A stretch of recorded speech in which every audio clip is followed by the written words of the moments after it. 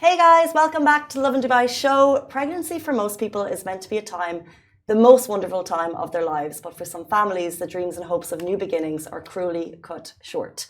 Baby loss is not often talked about in a wider sphere. However, it's likely you do know someone who has been affected by it. Love Through Loss supports Baby Loss Awareness Week, and here to tell us more about it, we have Cassie Destino of IVF Support UAE and Pregnancy and Parenthood Support Specialist Lala Langtree White. Welcome to the show, both of you. Thank you so much for being here. Thanks for having us. Thank you for having us. Let's delve in deeply and quickly to what you guys do. Love Through Loss is a community, a collaborative community of other parent support networks that come together and recognize that within each one of our communities, so Cassie's from IVF Support UAE, I help run Small and Mighty Babies, Twins Plus Arabia. We've got all these collective communities that all have facets of baby loss within it. Love Through Loss aims to bring parents together, to create support, to be able to help connect with mental health professionals in the region. And we also have, during Baby Loss Awareness Week, we have a 2-day virtual event, and we have an evening of remembrance taking place at Al Barari on Sunday.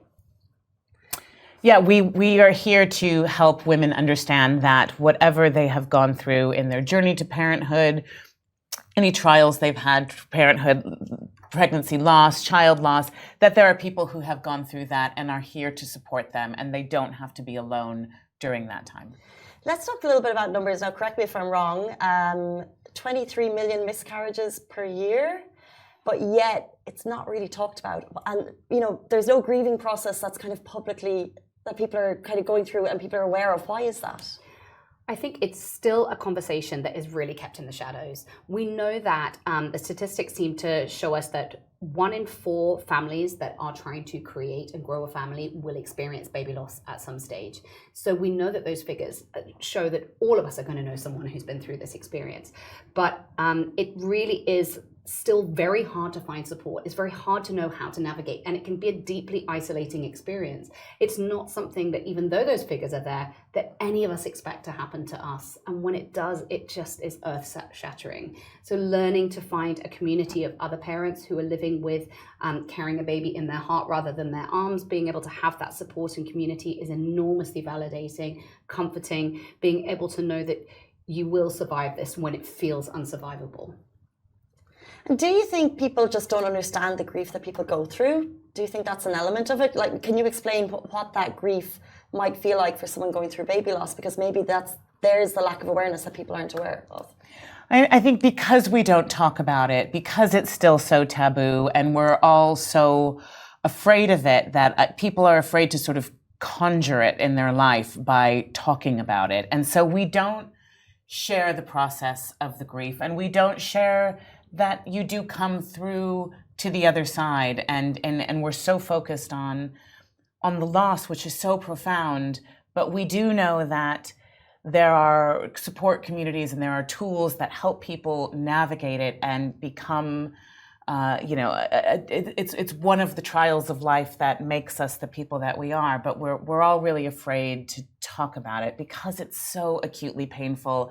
It's something that feels so private, but as we start to talk about it, very often we find so many people in our community have had the same experience, but we're all doing it privately and siloed, alone. So a big part of what we're trying to do is just to say, you don't have to do that alone. There's no reason to do that alone. There's a community of people who can walk with you through that experience. Well, you're sitting before me today and we're talking about it. So what motivated you both to kind of create awareness?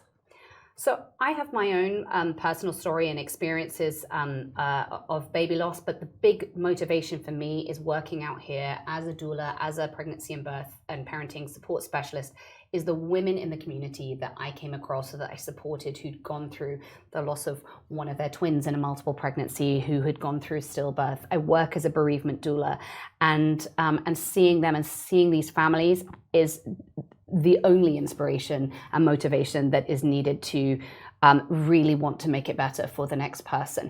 There's nothing I can do that can fix it. There's nothing I can say that can ease that heartbreak, but we can surround them with compassion, with love, with validation, with a community of other parents who are living with baby loss. Yeah, and similarly, I had the experience of going through a loss and going through infertility on my own as a new expat here in the UAE.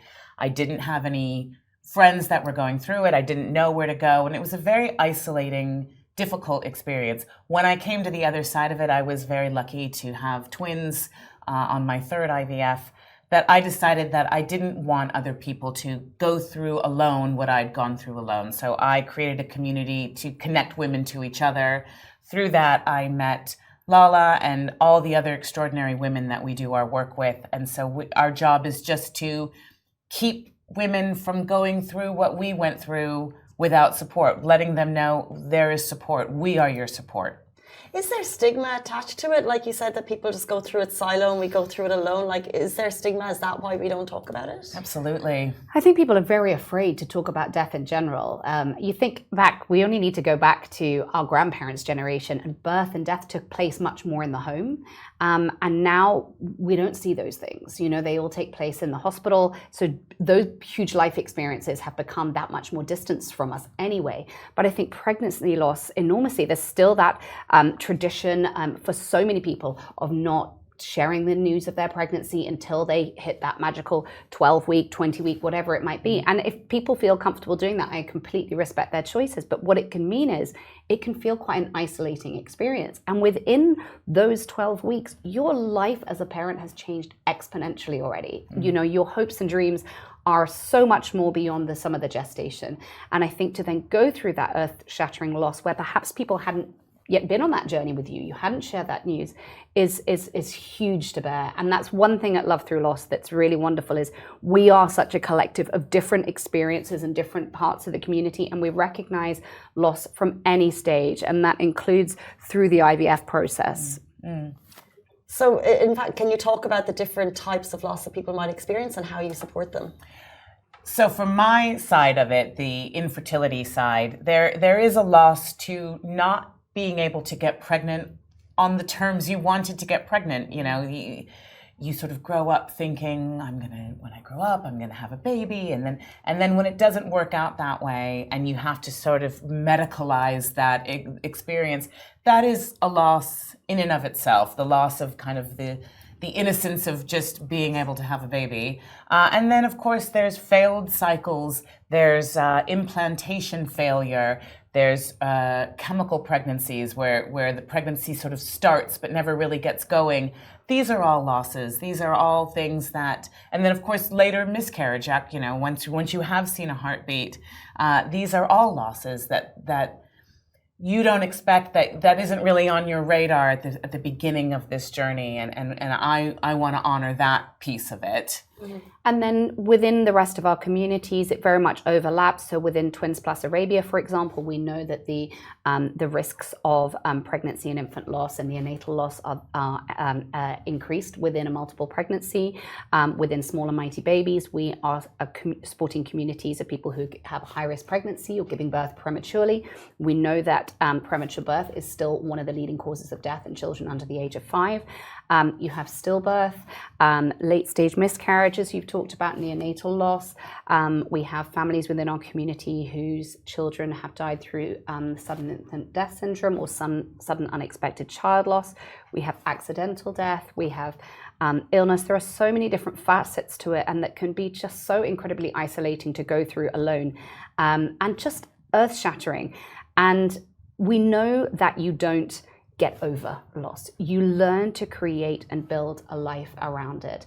And by having the support community, you're able to speak to other families on the days that you feel like this is unsurvivable, to be able to talk about what did you do in this moment, being able to help with the different and complicated facets that come in, the anger, the guilt, all of those things that can encompass loss is so helpful. And also we have an incredible support system within the mental health professionals and clinics in Dubai that help us run professionally facilitated support groups, and they're just, it's great to be able to see more and more support and awareness coming to the community. Interesting that you say more and more support. So you mentioned when you went through your own journey that there wasn't a support system. Was that because you weren't aware, or because that these support systems are kind of newer to the country? I think at the time there wasn't that support, at least for the infertility side of things, because I started one because I was looking for one. I was sure there must have been one, and I looked and I looked, and I never saw one. So I started one that just sort of organically grew. I think that there was sort of more of a grassroots support, but we have worked very hard over the last 5 years to really sort of formalize this network of support, to be working with the clinics and making allegiances with doctors and mental health facilitators and trying to make it a more kind of substantial, solid level of support instead of a just go find it on Facebook on your own sort of thing. Interesting. And do you have any tips for people at any stage of baby loss? Like, what can they do? Who should they reach out to? What would you suggest? I think one of the things that's important to say is that there's definitely a school of thought that Baby Loss Awareness Week is less about the parents. They don't need awareness being brought to their loss. They live with it and carry the grief and the love of their babies every single day of the year. But what it can do is really open that conversation up on a wider level. It can help improve support and knowledge for those who are in the immediate vicinity of them, whether it's healthcare providers, whether it's family and friends.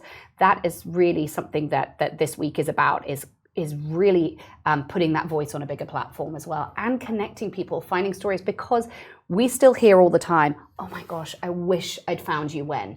We still don't see as much signposting as we'd like, particularly from those who are immediately connected with families, the care providers, etc. And what's wonderful about our virtual event is seeing so many different professionals joining the conversation, from midwifery, neonatology, and pediatrics, being able to join and give that kind of signposting and that validation to it.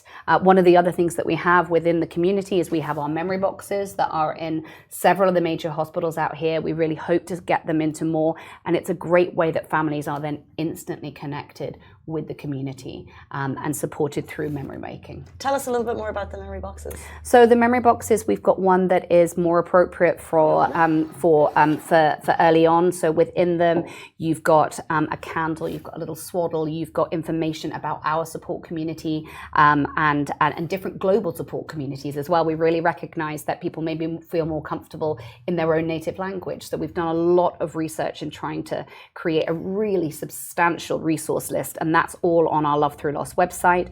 And again, this would be something that you could give a friend who's going through an unsuccessful IVF to recognize and validate that experience as well. And then we have our larger memory boxes, which again have a little cocoon in there and more information around the logistical support as well, through Middle East assistance for repatriation, cremation, burial, conversations that very few of us ever expect to have. Particularly, we have an enormous expat culture out here, and I don't think I've ever met a family who have sat down and had a conversation about what happens if something happens to one of us in advance.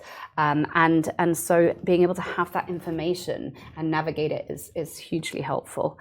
So again, it's not the baby they want to take home, but it's a recognition by the hospital, by the community, that you aren't alone and that your baby mattered.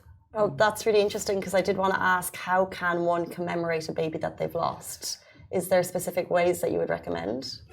There's so many different ways. You want to talk about it a little bit from the kind of earlier pregnancy aspect of? Well, I mean, I think acknowledging the loss is always a difficult thing to do, and everyone will have their own way that they feel comfortable. You know, there are people with miscarriage who just say, look, I need to just move on. I'm trying to have a baby. I've had this experience and I'm going to just move forward and I'm not going to think about it.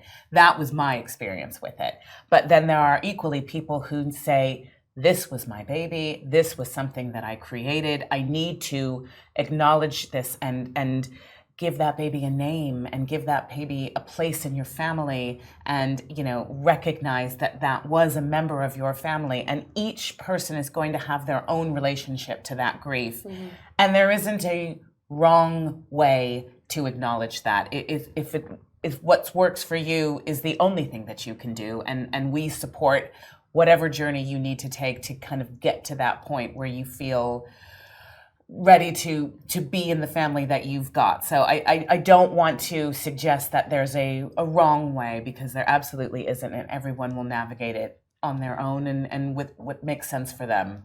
And what we have, so with the memory boxes, by having them in the hospitals, they are that immediate point of contact of memory making with your baby. So whether it's mark making, taking hands and footprints, if this is a baby who's perhaps stillborn or in NICU, lock of hair, it might be having their hands and footprints cast. We offer free remembrance photography with some incredible photographers who give of their time in the community who'll come into hospital.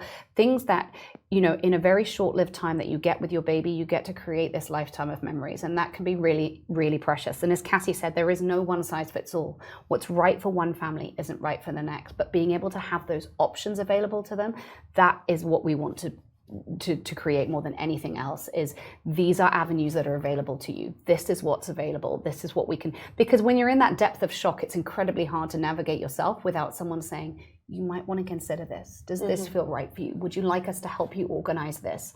And then things like our Evening of Remembrance every year is just the most beautiful gathering of families coming together.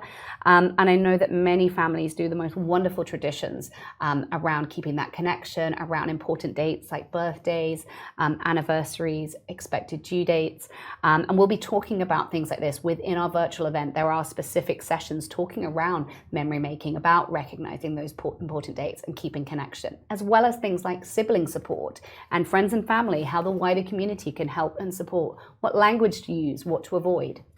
Very interesting. And before you leave us, can you just explain the term rainbow baby and what it means for families? So a rainbow baby is a baby that comes after the storm, the rainbow after the storm of baby loss, of miscarriage, of infertility, of whatever the storm feels like to you. The rainbow is that beautiful blessing that comes after that storm. It's the hope, and it's not that your baby was the storm. It's the grief, it's the loss, it's being able to say, you know, a rainbow only exists because you've got both the rain and the sunshine. And parents who have lost a baby, that baby's still part of their family forever. So the rainbow baby is that symbol of hope, but it's never in replacement of the baby that they lost. It's an acknowledgement of the baby that it lost. is, absolutely. And we'll be speaking to the experience of pregnancy and parenthood after loss as well within our virtual event. Okay, well, the event is in honor of Baby Loss Awareness Week. Thank you both for all of the efforts that you're doing. How can people get in touch with you? How can people learn more about the event? How can they take part? So you can find everything on the Love Through Loss Support website. So that's just lovethroughlosssupport.com. You can also get in touch with us on Instagram as well, Love Through Loss Support. And from there, you'll be able to find the individual communities such as IVF Support UAE, Smaller Mighty Babies, Twins Plus, all of the additional things. Find one of us, you find all of us. It's amazing when you sent over the information. There's so many little facets to what you're doing, and there's so many nuances and niches. So I think it's, as you said, find one of us, you'll find all of the support system that's available for women in the UAE. So amazing. Guys, thank you so much for your time, Cassie and Lala. I really appreciate it. Thanks very much. Thank you so much. Guys, that is all we have time for on the Lovin Dubai show this morning. We're back with you tomorrow morning, same time, same place. Goodbye from me.